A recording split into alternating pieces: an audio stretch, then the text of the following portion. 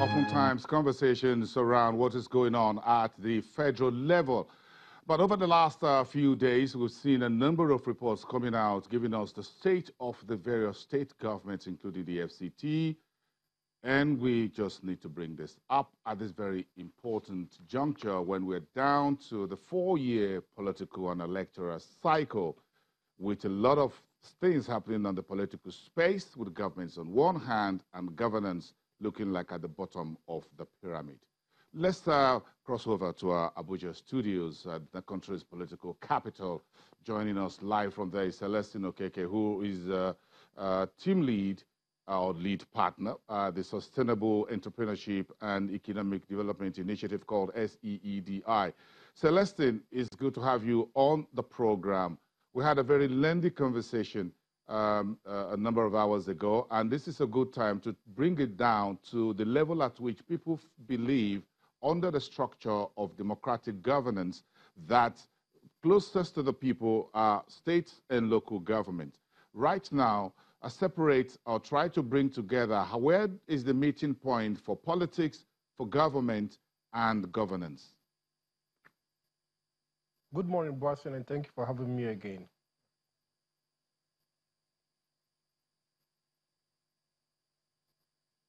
Please go ahead.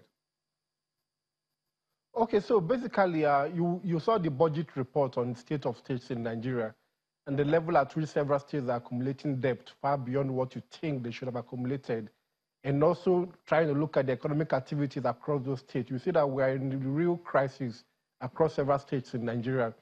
So you see your Lagos state, for instance, despite the huge IGR it generates over a period of time, it's still neck deep in debt.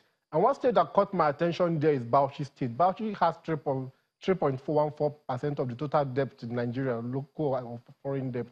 And you want to wonder what will a state like Bauchi State have done with so much debt it accumulated over a period of time. And this brings to mind the question that how is politics and governance being played out in Nigeria? We have more of government in Nigeria and less of governance.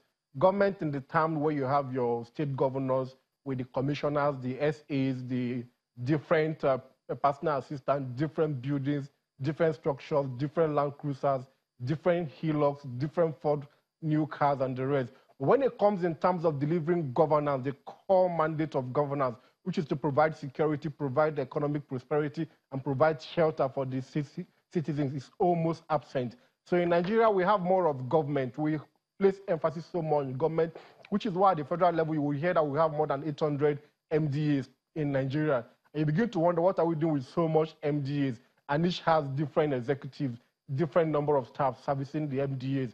But in terms of are these MDAs delivering the goods for the Nigerian people, is a question that has been asked for a long time and will be continued to be asked for a much longer time, because we have moved from governance to doing core government in Nigeria.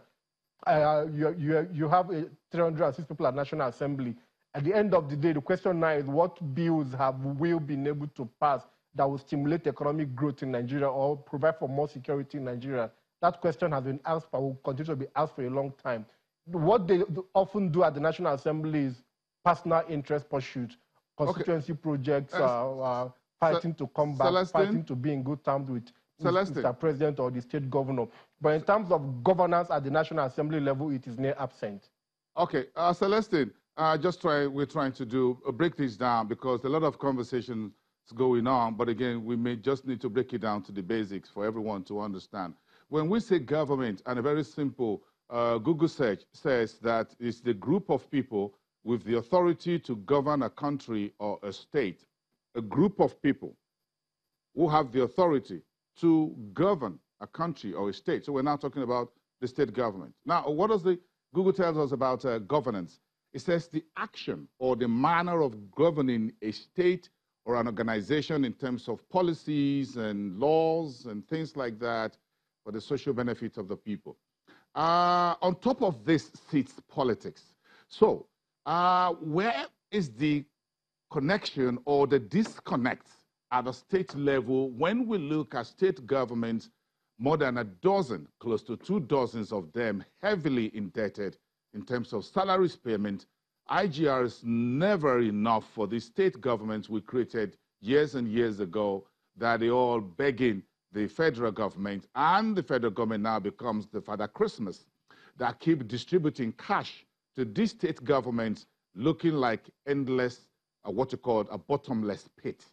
So, where is governance here, and how do we get politics to influence government and influence governance positively? So if you ask me, I would say we've looked at government, which is a set of persons who are meant to administer maybe a state to a local government to a federal level. And governance is now the act and the action through which they govern the state or local government or even a country like Nigeria. But the challenge we have in Nigeria is that people are hardly interested in governance.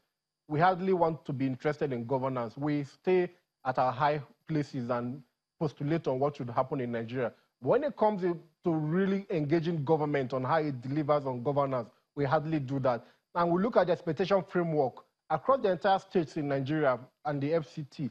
I have not seen one state where the citizens or the indigenes of that state set the agenda for the government to say, look, Mr. Governor, if you resume office by May 29, whoever comes in, whether you're from APC, PDP, ABGA, any other party, this is what we expect you to do for the economy, do for agriculture, do for infrastructure, do for education, and do for health. And they begin to work with the governors when they get into office to say, look, Mr. Governor, in the first quarter, you have not delivered on what we expected you to deliver on.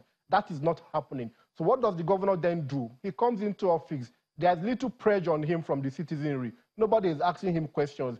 And if you check the trend in Nigeria, in the first quarter where a governor comes into office, what he gets is solidarity visit. People coming to visit him from different ethnic groups, different religious groups, different from our affiliations, coming to greet the governor for the first quarter. And nobody is telling him, Mr. Governor, this is the agenda we're setting for you in this year, or in this quarter, or in this half year.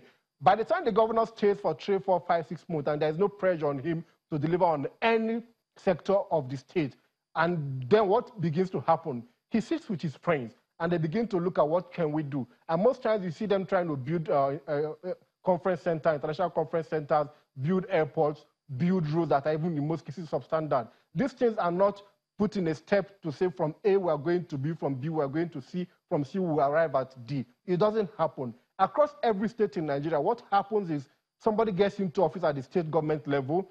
The indigenes of that state are hardly interested in setting the agenda for that governor, and the governor sits with his aides, most time are friends and people who were nominated by godfathers, and they begin to shout the cause of what happens in that state.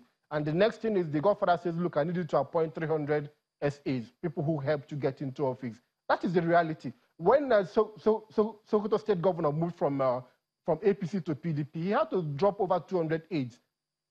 So you can imagine one governor having 200 aides who earn monthly salaries and who would once in a while want to get some things, some impress to run their office. You know, you see the size of government is constantly increasing, but in terms of delivering on governance, it is barely not happening. Okay, and we did a survey across some states in Nigeria. We're asking state governments, how many of you know of the number of your state indigenes that will graduate from universities in the next 3, 4, 5 years? That information is now available. So if you don't have that information at the state level, how will you then plan for employment for youths in your state who will graduate in the next 1, 2, 3 years? It's not happening. And why is it not happening? People are not putting that pressure on state governments to say, look, you cannot continue to run state governments the way you run them now. And so when you see a state like Yobe State in the last 1 year say it's building an airport, from Damaturu, the state capital, to Maiduguri is less than an hour journey. There's an airport there functioning. What is the commercial activity level in the Damaturu Yobe State capital? Next to nothing. But the state government is working to build an airport and did a procurement in the last 2 months where he spent over 1.2 billion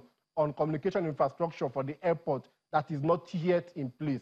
So you begin to see why a state like Yobe State might not be able to deliver on economic growth to the citizens, because the citizenry, the indigenous in that state are not even putting any demand on that state government. So there's a total disconnect between government and governance, and it's because Nigerians are not actively involved in putting demands on their state government.